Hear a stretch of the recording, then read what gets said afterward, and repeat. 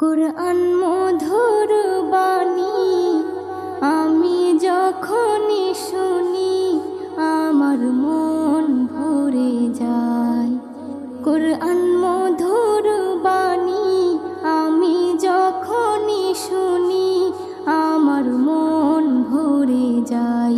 শোনো মুমিন মুসলমান, পড়ে দেখো না কুরআন, কত শান্তি পাওয়া যায়। কুরআন